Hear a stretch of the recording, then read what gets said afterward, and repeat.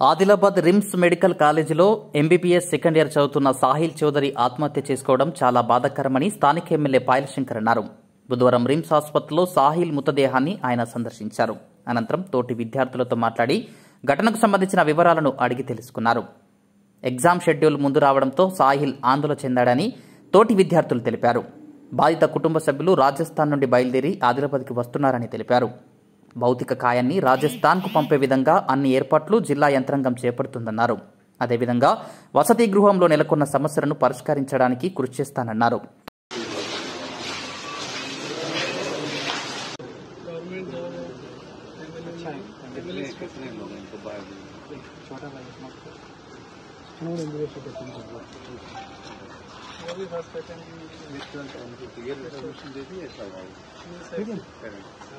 बोल दिया ना उसको जब पुलिस बोले नहीं पिताजी को यही बोला कि थोड़ा सीरियस है आ जाओ ना कार्ड को बोल दिया ना उनका मदर नंबर तो बात कर लो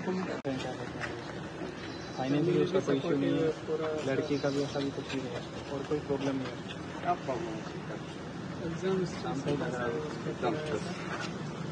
ऐसा कुछ कहा क्या मतलब दोस्तों फ्रेंड्स के साथ नहीं डेली जाता था, आज नहीं गया. उसके आने को 9-10 को कॉलेज भी चलेगा करने को रीडिंग को आज नहीं गया तो फोन करके पूछे कि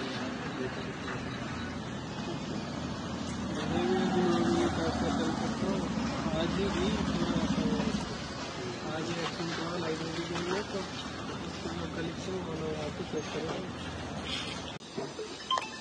వాళ్ళకి మరి మిగతా అంబులెన్స్ అంతా పోవడానికి అరేంజ్ उनके पिताजी रात में 10 बजे हैदराबाद आते थे.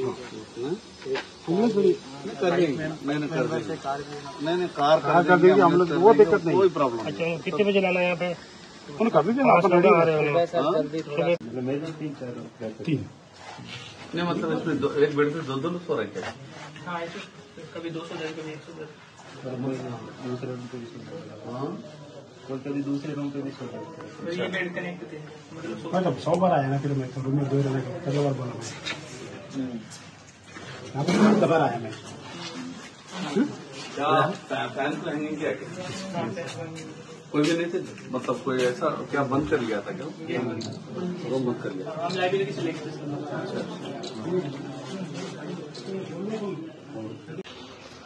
ఆదిలాబాద్ రిమ్స్ మెడికల్ కాలేజీలో ఎంబీబీఎస్ సెకండ్ ఇయర్ చదువుతున్నటువంటి సాహిల్ చౌదరి రాజస్థాన్కు సంబంధించినటువంటి ఒక విద్యార్థి రిమ్స్ మెడికల్ కాలేజీలో వారి హాస్టల్లో ఆత్మహత్య చేసుకోవడం నిజంగా చాలా బాధాకరం. తోటి విద్యార్థులు తోటి స్నేహితులు వాళ్ళు చెప్తున్నటువంటి వాళ్ళ ఆలోచన ప్రకారం ఎగ్జామ్స్ షెడ్యూల్ ముందొచ్చినటువంటి కారణంగా నా సిలబస్ అంతా కూడా పూర్తి కాలేదు కాబట్టి ఎక్కడ ఆ ఎగ్జామ్స్ లో నాకు ఇబ్బంది వస్తుందని పదే పదే భయపడుతూ మాతో మాట్లాడిందని ఆ యొక్క తోటి స్నేహితులు ఆయన మాట్లాడినటువంటి మాటలు చెప్తున్నారు. ఏదైనా ఆ యొక్క ఈ దేశ భవిష్యత్తుకు సంబంధించినటువంటి ఒక మంచి డాక్టర్ అయ్యేటటువంటి ఆ యొక్క విద్యార్థి మరణం అందరికీ బాధ కలిగించేటటువంటి విషయం. జరిగిన సంఘటన మీద పూర్తిగా విచారణ చేయమని నేను కూడా రాష్ట్ర డీజీపీ గారికి కూడా ఈరోజు ఉత్తరం రాస్తాను. మరి అదేవిధంగా ఈ విద్యార్థులకు సంబంధించినటువంటి మిగతా వసతి గృహాల్లో ఉన్నటువంటి సౌకర్యాల మీద కూడా ఆ యొక్క పిల్లలు బాగా అసంతృప్తిని వ్యక్తం చేస్తా ఉన్నారు. ఈ విషయం కూడా ప్రభుత్వం దృష్టికి తీసుకెళ్లేటటువంటి ప్రయత్నం చేస్తాం. సరే మిగతా ఆ యొక్క వసతుల మీద ప్రభుత్వం నుంచి రావాల్సినటువంటి చేయాల్సిన కార్యక్రమాలు ఏదన్నా కూడా జరిగినటువంటి సంఘటన నిజంగా చాలా బాధాకరమైన సంఘటన. రాష్ట్ర ముఖ్యమంత్రి గారికి నేను ఆదిలాబాద్ శాసనసభ్యునిగా దేశంలో నుండి వివిధ రాష్ట్రాల నుండి వచ్చేటటువంటి వాళ్ళ భవిష్యత్తు వాళ్ళకు కావాల్సినటువంటి అవసరాలు మిగతా విషయాలలో రాష్ట్ర ప్రభుత్వమే ప్రత్యేకమైన శ్రద్ధ వహించాల్సిన అవసరం ఉంటుంది. ఆ యొక్క విద్యార్థి తల్లిదండ్రులు ఇప్పటికే రాజస్థాన్ రాష్ట్రం నుంచి బయలుదేరి రాత్రి 10 గంటలకు హైదరాబాద్ చేరుకుంటారని సమాచారం వచ్చింది. రాత్రి వాళ్ళు అక్కడి నుండి బయలుదేరి ఉదయం 4 గంటల వరకు వాళ్ళు ఆదిలాబాద్ చేరుకుంటారు. తదనంతరం ఆ కుటుంబ సభ్యులంతా వచ్చిన తర్వాత పోస్ట్ మార్టం నిర్వహించి ఆ యొక్క భౌతిక కాయాన్ని రాజస్థాన్కు ఇక్కడ జిల్లా అడ్మినిస్ట్రేషన్ అంతా కూడా పూర్తి ఏర్పాట్లు చేసి వాళ్ళకు పంపించేటటువంటి కార్యక్రమాలు కూడా జిల్లా అడ్మినిస్ట్రేషన్ అంతా కూడా పూర్తి చేస్తుంది. జరిగినటువంటి సంఘటన మీద పూర్తి విచారణ జరగాల్సింది.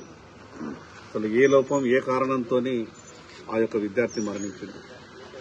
విద్యార్థి వాళ్ళు మాట్లాడుతున్నటువంటి మాటల ప్రకారం ఆ యొక్క చనిపోయినటువంటి విద్యార్థి ఎత్తు కూడా ఫ్యాన్ని అందుకునేటటువంటి ఎత్తు లేదు.